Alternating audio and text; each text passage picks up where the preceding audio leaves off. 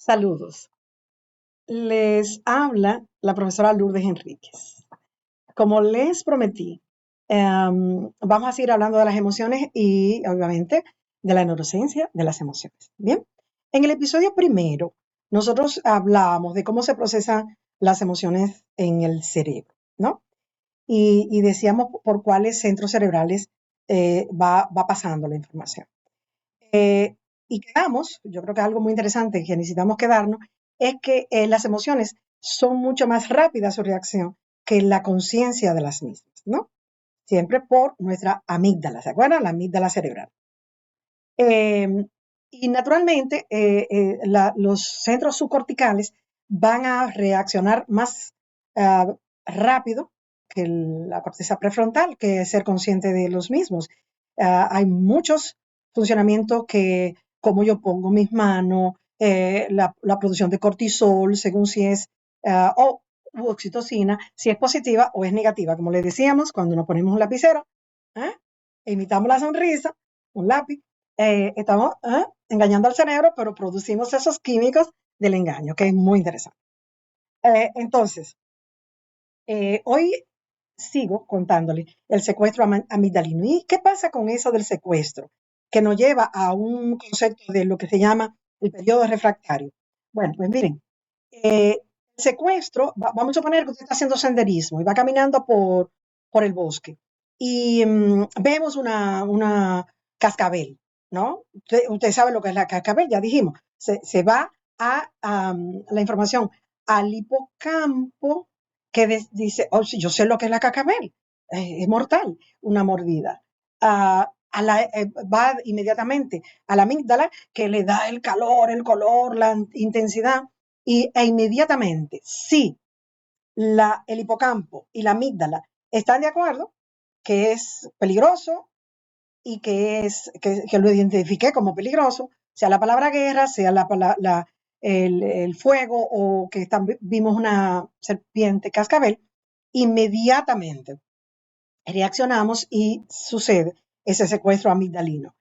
¿Por qué? Porque hay dos vías. Hay un camino largo que va del tálamo a la corteza prefrontal y hay un camino corto que va precisamente del tálamo a la amígdala, pero de la amígdala también a la corteza prefrontal.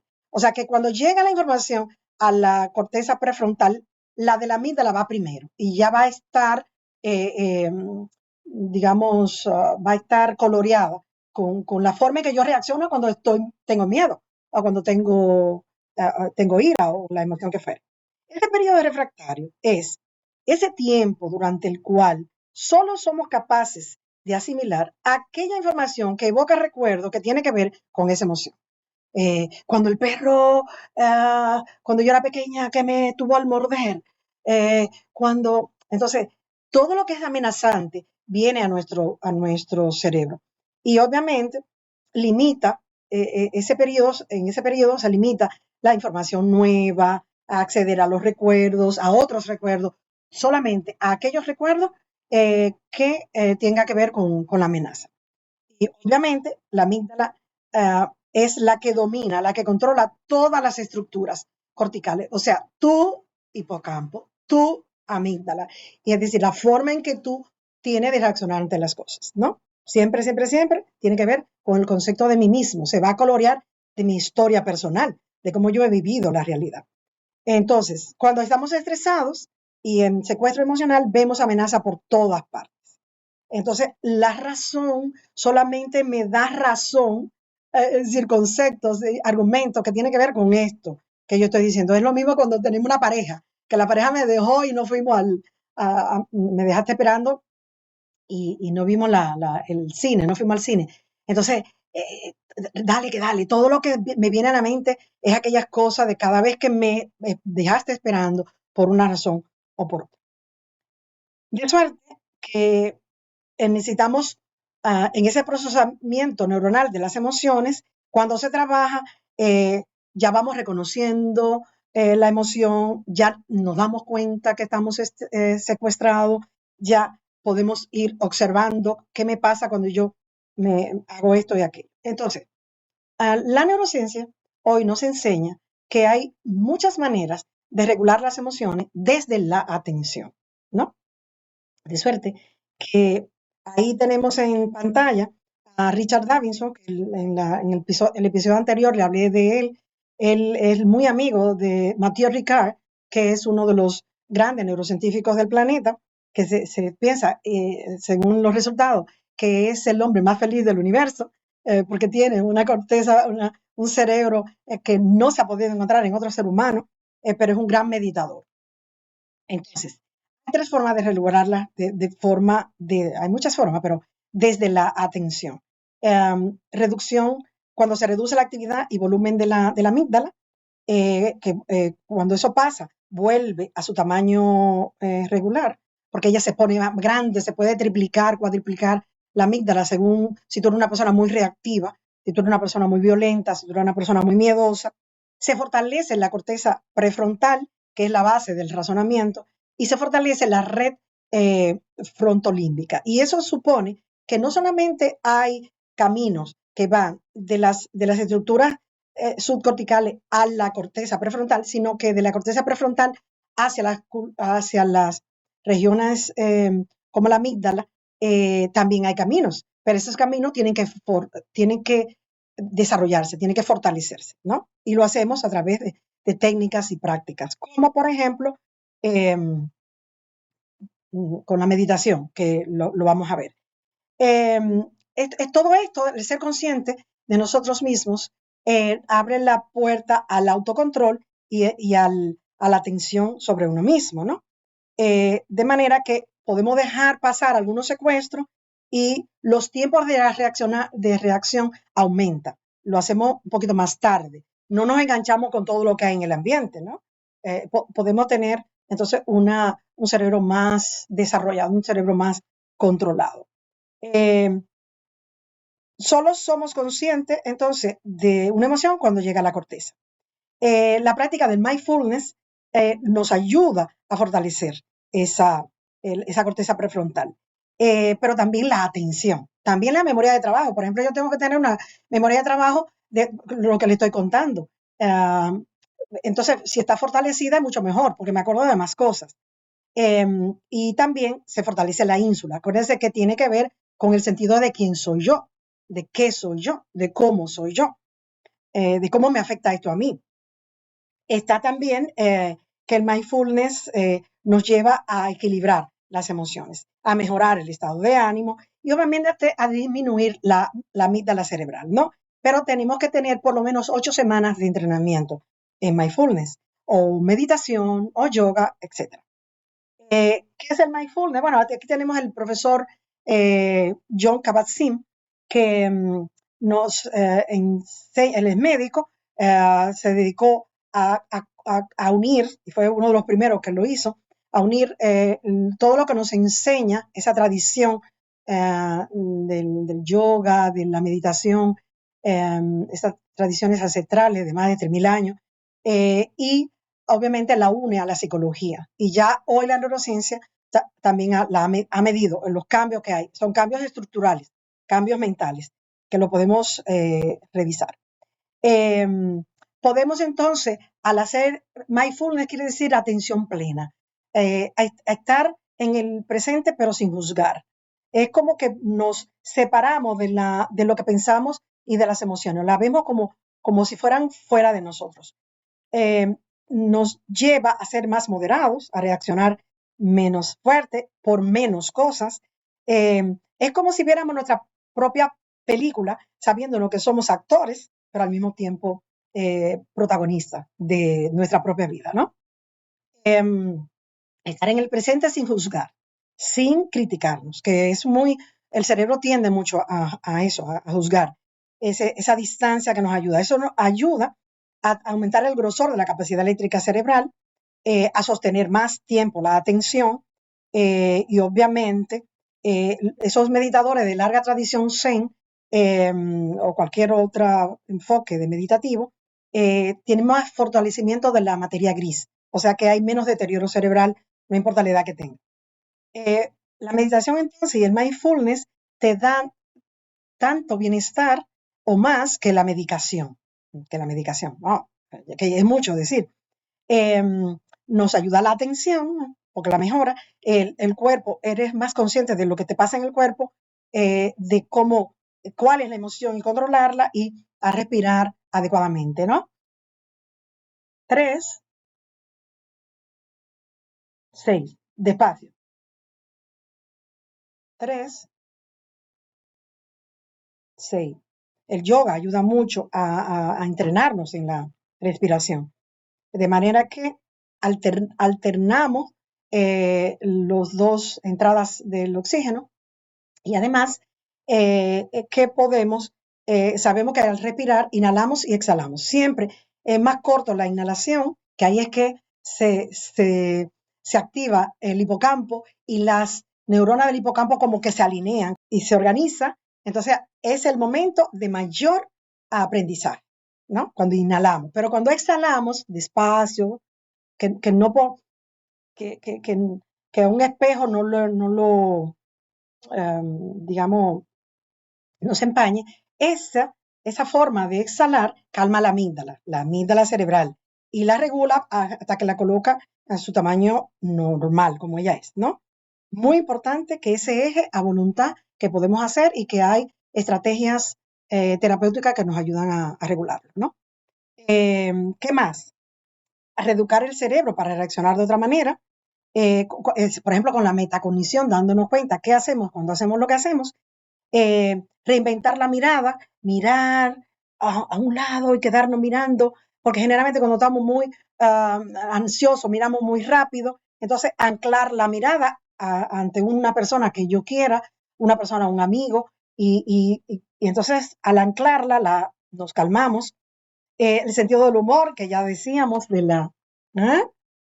el lapicero, aunque la base salga para ir mucho tiempo, no importa, hagamos esto del lápiz, no verbalizar tanto, abrazarnos, cuando estamos solos lo hacemos nosotros mismos, y si no, otra persona que nos abrace, pero sin menearnos ni tocarnos, sino cerrar los ojos y contar hasta 10, 1, 2, 3, 4, 10.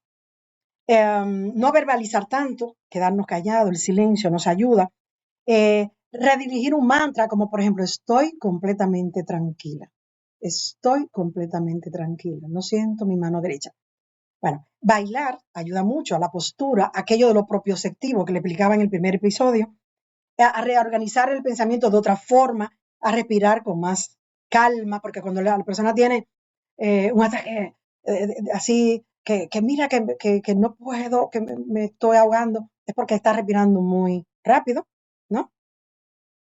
La belleza, el ejercicio físico, es muy importante hacer ejercicio físico porque eso nos calma, eso controla nuestro cuerpo porque nos centra en el cuerpo, y eso produce una serie de químicos que va a ayudar al cerebro a crear nuevas neuronas, a ver más conexiones cuando dormimos bien, 7 horas y media. Si usted es adolescente tiene que ser 9, pero por lo menos si usted es adulto, 7 horas y media. Eh, Como ya decía, que alguien te acaricie. No se trata de inhibir la emoción, se trata de manifestarla, pero de otra manera. Es como salirle al encuentro a la emoción. Porque si no, provocamos un síndrome que lo descubrió Dostoyevsky cuando le dijo a su hermano, siéntate ahí y no piensa en un oso blanco. Y el pobre muchacho no dejaba de pensar en el oso blanco. Cuando uno se obliga a no pensar en algo, se obliga a querer regularse, entonces no deja de hacer. De suerte que no es reprimirse, ¿no?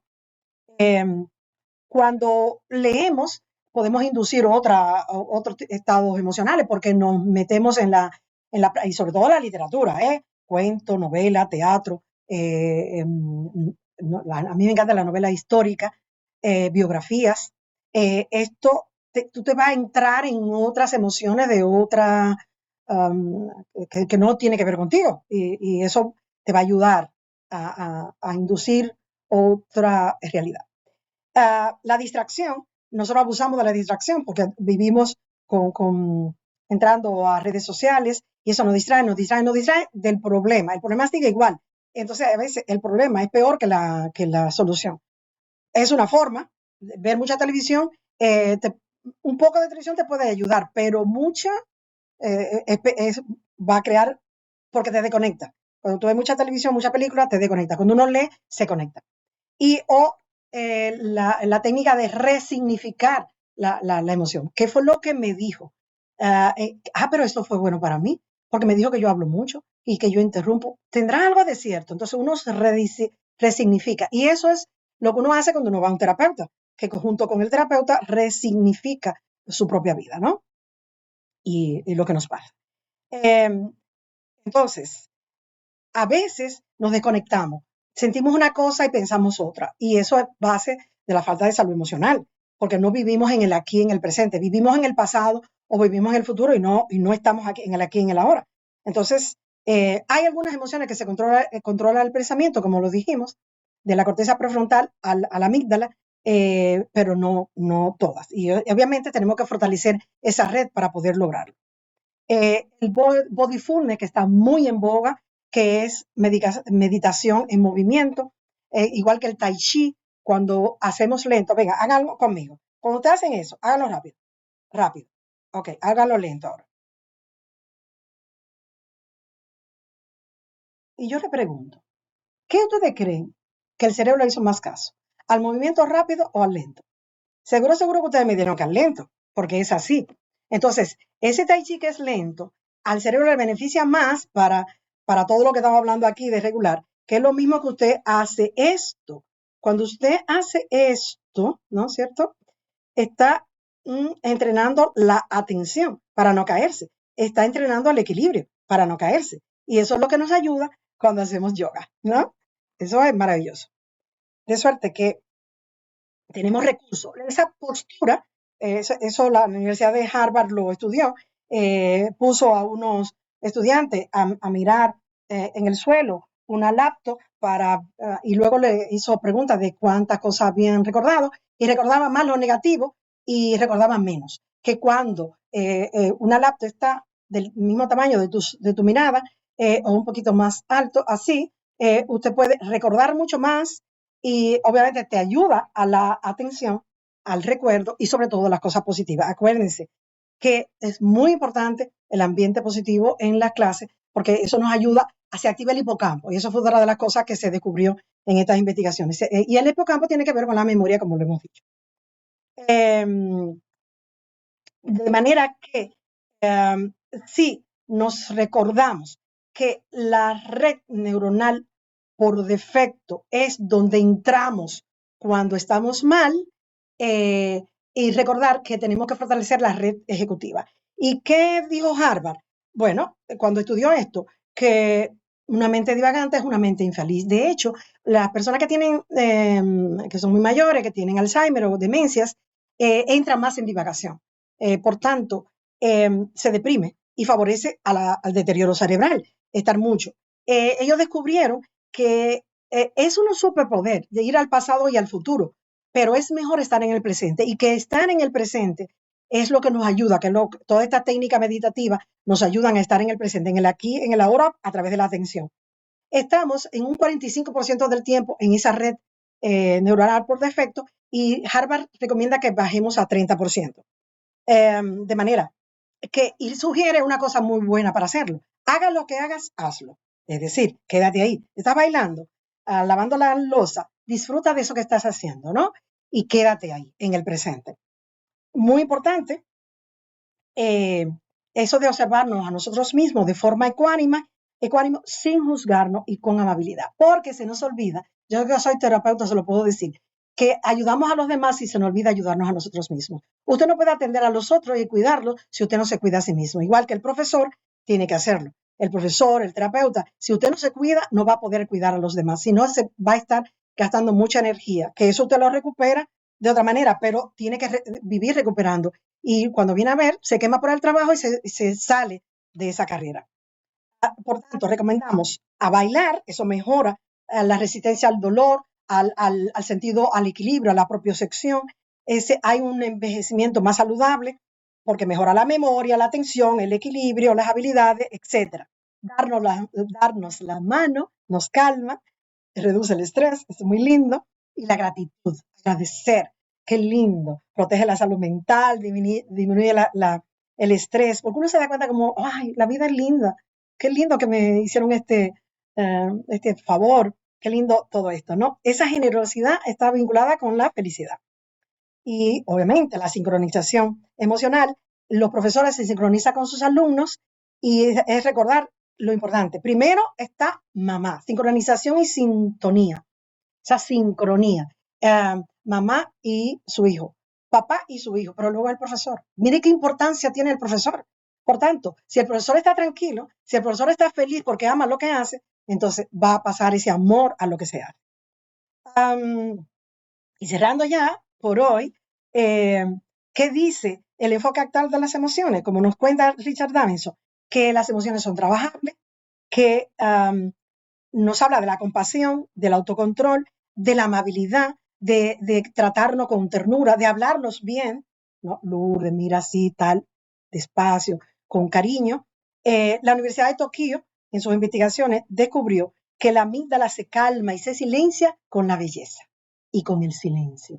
La belleza y el silencio. Así que hacer silencio para escuchar el silencio, para calmar nuestra amígdala, apreciar la belleza, hacer senderismo, porque son espacios de recuperación. Asombrarnos, la belleza que hay en nuestro alrededor. Las escuelas deben estar en medio del verdor, de que los niños puedan ver los árboles y respirar mejor. Y como dice Aristóteles, y con eso terminamos hoy, que maravillarse es ya maravilloso. Gracias.